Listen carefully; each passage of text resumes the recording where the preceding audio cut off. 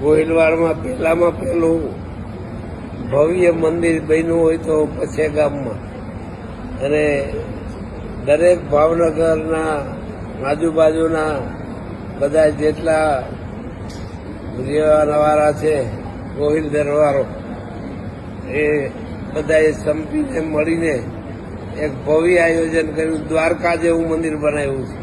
અમે સાહેબનું બહુ સરસ બનાવ્યું છે, અને નાના મોટા બધાનો ભાવના છે, બધાની લાગણી છે, પ્રેમ છે.